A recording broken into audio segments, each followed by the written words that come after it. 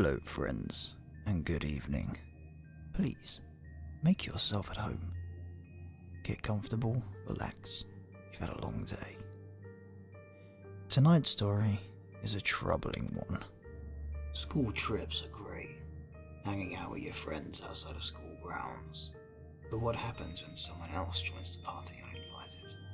Let's find out, shall we?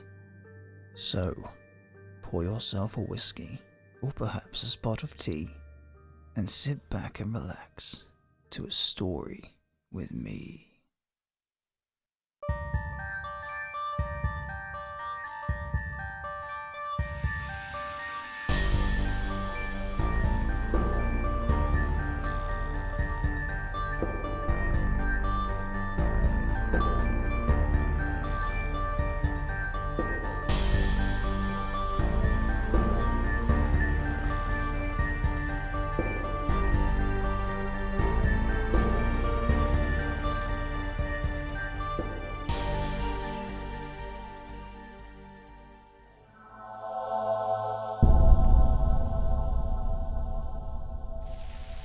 Okay, so this happened last summer.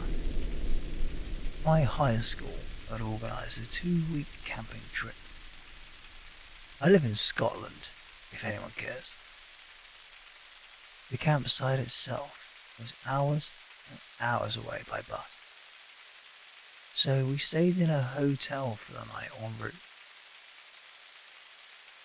Me and a friend went to our room and had a jump around on the beds, and a rake around at the cupboards, etc. Before I flopped down on the bed and stared at the white ceiling.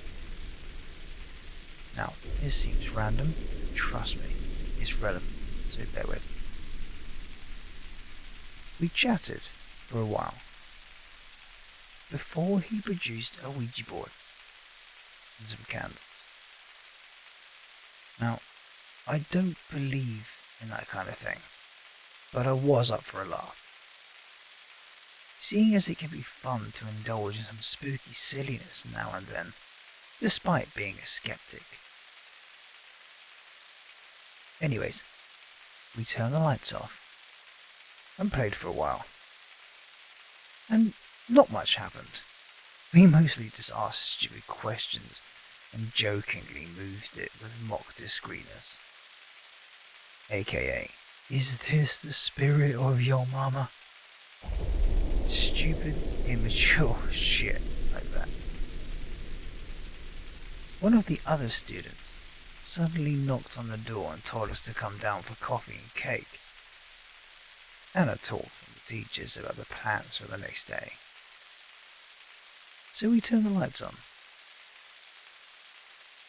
only to see muddy footprints on the ceiling. Adult-sized muddy footprints leading from one corner of the ceiling to the other, with a slight jumble in the middle.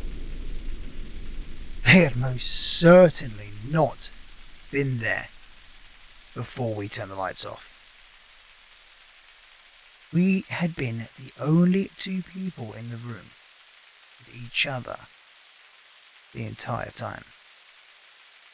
We ran down and told the teachers, who then told the manager. Soon enough, our room was crowded with everyone trying to see the footprints. The manager looked obviously upset, but not in the way I would have expected. I don't know, it was weird. She didn't seem creeped out or scared. She just seemed panicked. As if we discovered a hair on the pillow and were planning on writing a bad review. I don't know. Her alarm didn't seem convincing or genuine to me. Everyone else thought we had done it, but the manager didn't, even for a second, seem to question it. She didn't ask to see our shoes, which, I mean, is something I would have done her position, especially with a bunch of teenagers on a school trip. Who could have blamed her if she'd thought it was a prank?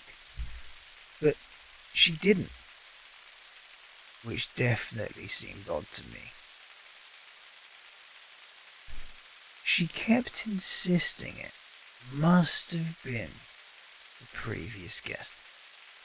But I would bet my life and every penny I had that the ceiling had been blank before. Hell, I looked right up at it from my bed. Even if I hadn't, those huge, muddy footprints were a very hard to miss eyesore, glaring out from the otherwise pristine white room. Now, none of us had phones, per teacher's rules. We wouldn't have gotten signal out of there anyway. I did have a photo on my disposable camera, but I can't for the life of me locate it. I hope I can soon. Either that or find a classmate who also had a camera that night. Eventually, the teachers calmed everyone down and we had to go down for coffee. We locked our room, the key in my pocket, all night. The teachers at this point thought it was us who had done it. They didn't say so directly, but I could tell, since they didn't take it so seriously. So, after we had our coffee and played cards, we went back to our rooms. We unlocked the door, and I sat at the lamplit desk in the corner to do some doodling before bed, whilst my friend had a shower. My foot touched something under the desk. I leaned down to pick it up, thinking it was a ball of some sort. It was an apple, with razors sticking out.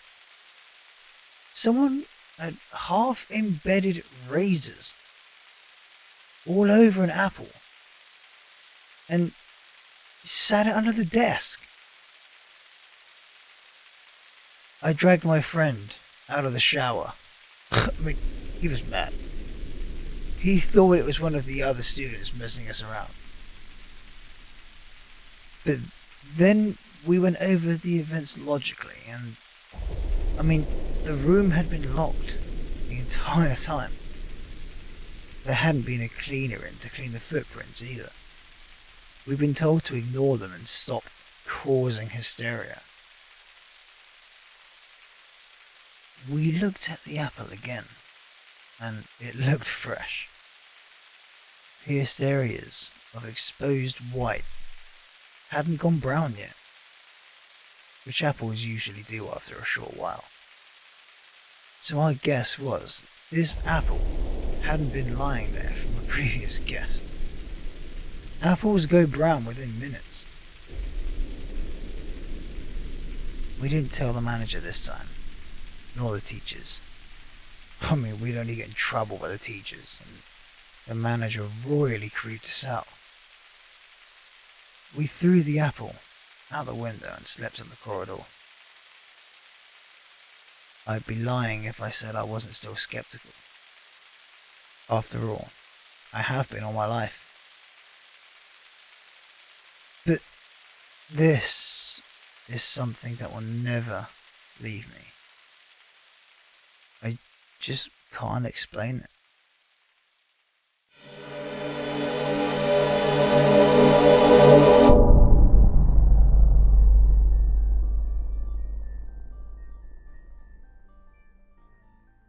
I sincerely hope you've had a wonderful time with me this evening.